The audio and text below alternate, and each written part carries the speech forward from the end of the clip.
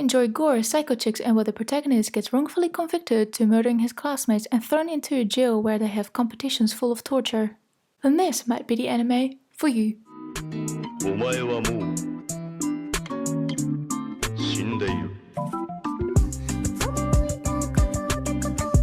Hello my fellow weebs, geeks and potatoes, welcome back to my channel Weeb Overload. If you're new here, welcome, I hope you enjoy. Today we are reviewing the anime called Deadman Wonderland. Now I've watched this many years ago at an age where it most likely scarred me, even though not as much as people do not watch. And for the purpose of this review, I've watched this again.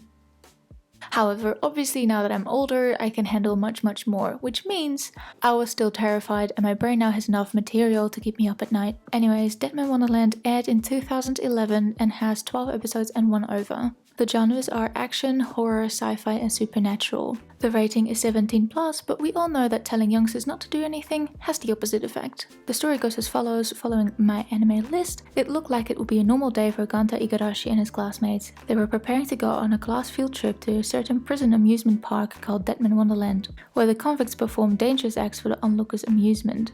However, Ganta's life is quickly turned upside down when his whole class gets massacred by a mysterious man in red. Framed for the incident and sentenced to death, Ganta is sent to the very jail he was supposed to visit. But Kenta's nightmare is only just beginning. The young protagonist is thrown into a world of sadistic inmates and enigmatic powers, to live in constant fear of the lethal collar placed around his neck that is slowed only by winning the prison's deathly games. Ganta must bet his life to survive in a ruthless place where it isn't always easy to tell friend from foe, all trying to find the mysterious red man and clear his name in Deadman Wonderland. So where can you watch it? It looks like Crunchyroll doesn't have it, but Funimation does, or in places where Bianca is only 5 kilometers away and is ready for you. The plot. Episode 1 starts off with a generic setting in a classroom where we see our main character Ganta Igarashi and his friends. They're discussing their upcoming school trip to the prison Deadman Wonderland, which is basically an amusement park for normal people. However, that is where the creepy music cues in and you know it is about to go down. And going down it did. This creepy dude floats in the air next to the classroom and a bloodbath erupts shortly after. Everyone gets blasted away and when Ganta wakes up he sees his classmates' limbs spread over the room. This weird guy then smashes a red stone into Ganta's chest. He's thrown into Deadman Wonderland thanks to his attorney. Good thing he didn't hire Amber Turd's lawyers, cause God knows what hellhole he would have ended up in then. Ganta meets a few people, makes friends with psychos, discovers his new powers and seeks revenge on the guy that killed his classmates because he heard he's hiding somewhere in Deadman Wonderland.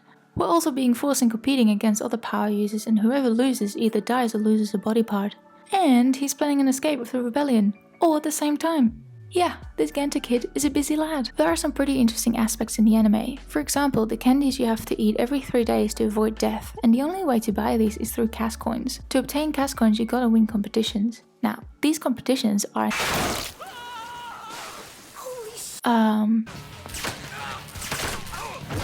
Ew.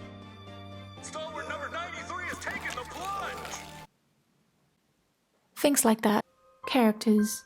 Our main character is Ganta Igarashi, who's a pretty regular guy. He's pretty relatable but can also be very annoying. It's interesting to see how he responds to prison life and he gets a little bit of character development, but in my opinion we don't get to know much about him.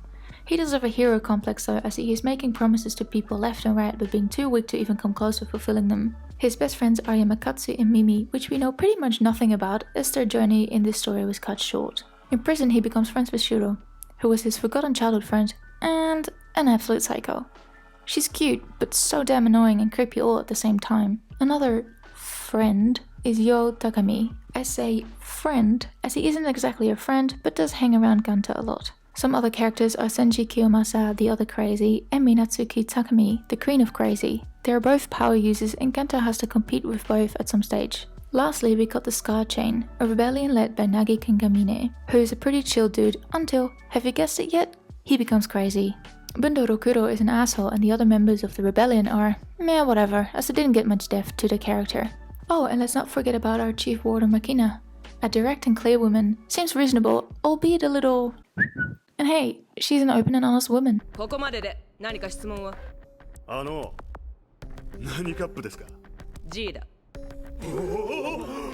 Music. The music is fine, honestly nothing bad but also nothing really mention worthy except for the fact that the opening song didn't show the whole anime before watching it, which I appreciate a lot. I normally skip the opening song for that reason, but with this one I could listen to it. but then I still didn't, as I just didn't vibe with the song.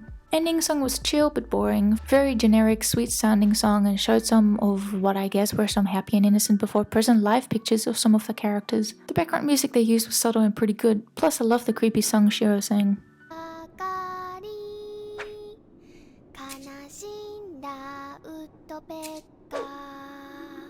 Art. The art is pretty good. I mean, not as impressive as some anime out there, but definitely not bad either.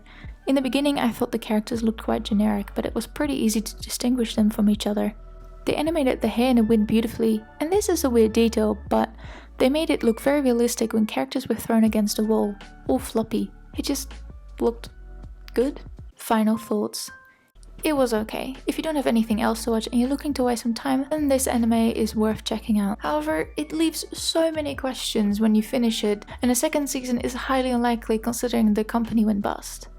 Even though you never know with anime, do you? It felt incredibly rushed, especially the last few episodes. I mean, like, Kanta just joined their rebellion and immediately he was their most trusted man. Like, really? Why? He isn't even that strong. They gave the important info chip to him and fully relied on him. Wouldn't it make more sense to give it to someone else in the group that has been there longer? It was also difficult to be moved by the characters due to lack of storytelling and character background, so whenever there was a supposedly emotional scene, it did nothing to me. And believe me, I'm a crier. And my god, Ganta is so dense. It's so annoying. There's an OVA which is about Senji's past, but did it add anything to the original story? Did it explain how he ended up in prison? No. Because it's all part of your kumbaya crap?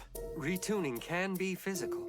I rate this a 5.5 out of 10. But if you're really into gore and you read the manga afterwards, I'm sure you will enjoy it more than that. So yeah, that was my review / analysis of Deadman Wonderland. I hope you enjoyed it. Let me know in the comments below if you have seen the anime and what you thought of it, or if you now are gonna check it out. And yeah, so see you in the next video. Bye!